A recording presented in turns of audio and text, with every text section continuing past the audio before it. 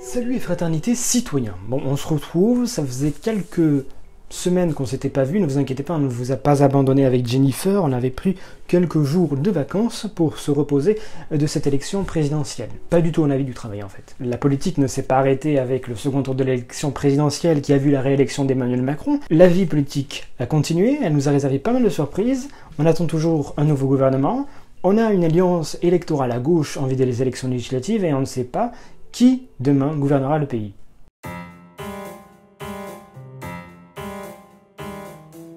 Alors dans un premier temps, on va peut-être débriefer ce qui s'est passé le soir du 24 avril 2022. Emmanuel Macron a été réélu président de la République donc, première réélection depuis 20 ans, première réélection en dehors d'une cohabitation depuis le général de Gaulle, mais quand même réélection face à l'extrême droite, à Marine Le Pen, réélection avec une abstention record, 28% des inscrits ne sont pas allés voter.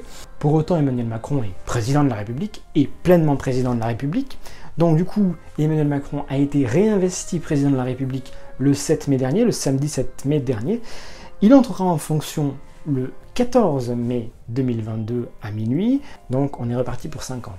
Et qui dit nouveau quinquennat dit nouveau gouvernement, puisque Jean Castex a décidé de ne pas continuer à la tête du gouvernement et de laisser sa place de Premier ministre. Il y a donc des noms qui circulent en vue de le remplacer, des noms qui circulent depuis maintenant quelques jours, quelques semaines, depuis la réélection d'Emmanuel Macron. On a parlé dans un premier temps d'Elisabeth Borne, ministre du Travail et ancienne ministre de l'Écologie sous Édouard Philippe. On a parlé de Nathalie Kosciusko-Morizet, qui était ancienne ministre de l'Écologie de Nicolas Sarkozy.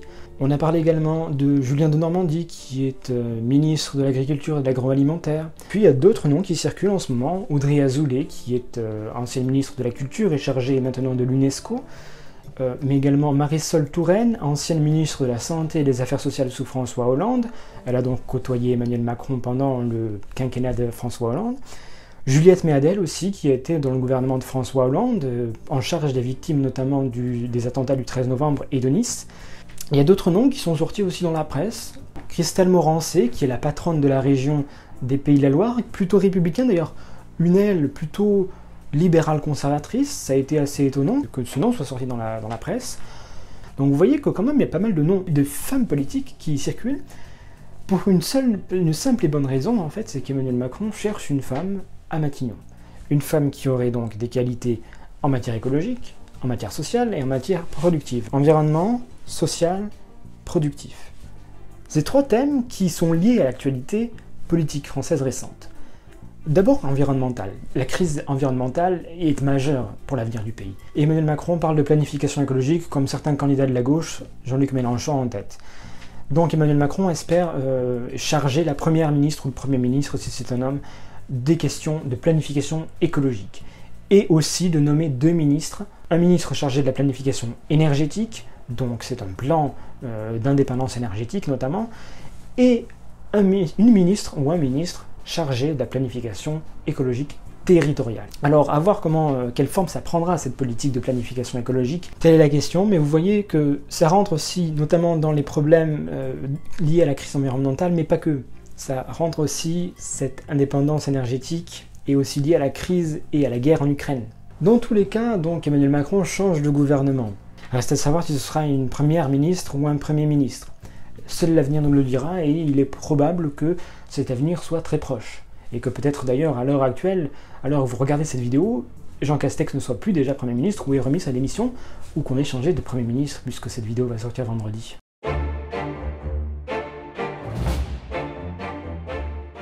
Alors la politique française ne se résume pas que à l'actualité de l'exécutif, et au président, au gouvernement.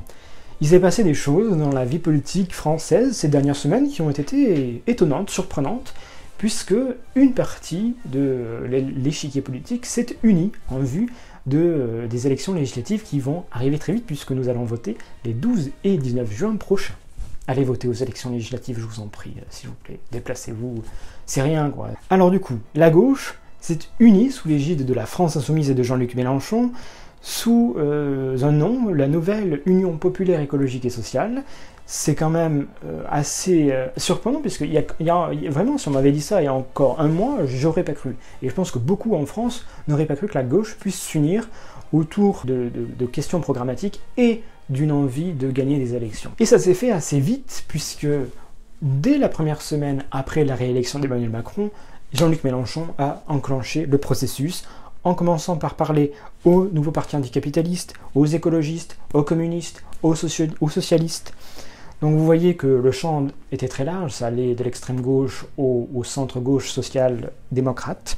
Il y a eu une négociation sur le programme, bien sûr, et une négociation du nombre de circonscriptions en vue des élections législatives, bien sûr. Faut pas oublier le principal, quand même. Hausse du SMIC, blocage des prix pour les produits de première nécessité, planification écologique, Nouvelle République, la 6ème République. Le but étant donc d'avoir une majorité à l'Assemblée nationale et de faire élire, ou nommer plutôt, Jean-Luc Mélenchon à Matignon, dans le but d'imposer une cohabitation à Emmanuel Macron et donc de mener une politique éco-socialiste en faveur du climat et du social. Bien sûr, il y a une volonté chez la France Insoumise de gagner cette élection, même si il faut être conscient que ce sera très compliqué, puisque le vote de Jean-Luc Mélenchon à l'élection présidentielle qui s'achève était très concentré dans très peu de circonscriptions.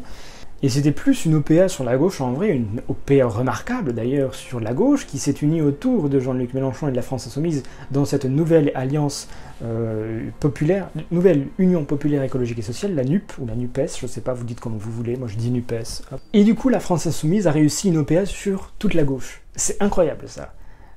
Les écologistes, les socialistes et les communistes.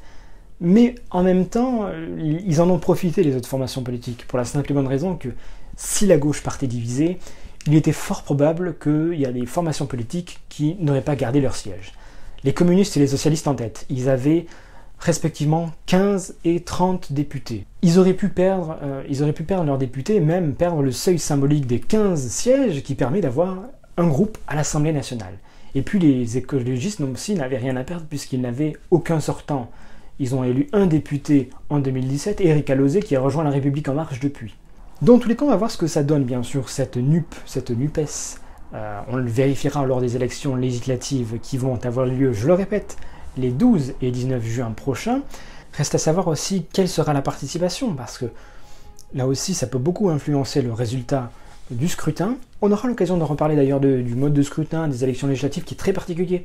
En plus de la coalition NUPES, donc, ou NUP, il y a eu d'autres formations politiques qui se sont coalisées ou confédérées, notamment la majorité présidentielle, En Marche, le MoDem et Horizon d'Édouard Philippe, qui se sont coalisés et se sont répartis les circonscriptions. C'est la même chose du côté des Républicains qui s'est uni avec l'UDI et les centristes d'Hervé Morin.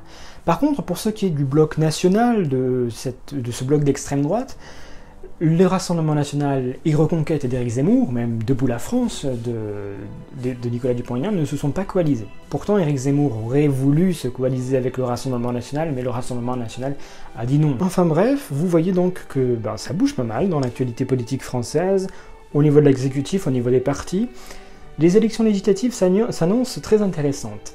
Ensuite, il va falloir aussi que le gouvernement passe son grand oral à l'Assemblée nationale avec le discours de politique générale, probablement début juillet, et probablement que l'Assemblée nationale et le Sénat vont travailler jusqu'à la fin juillet, peut-être la mi-août. Emmanuel Macron va lancer probablement des projets importants, peut-être pas forcément la réforme des retraites tout de suite, mais d'abord des mesures liées au pouvoir d'achat.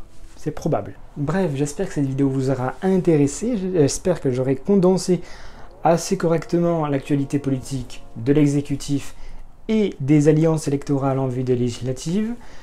Dans tous les cas, on va se revoir très vite donc, du coup, pour parler des élections législatives, notamment sur le mode de scrutin, notamment sur l'actualité des candidats et des formations politiques, parce que c'est que le début, et notamment aussi pour parler de ce nouveau gouvernement, que l'on attend patiemment, il faut le dire.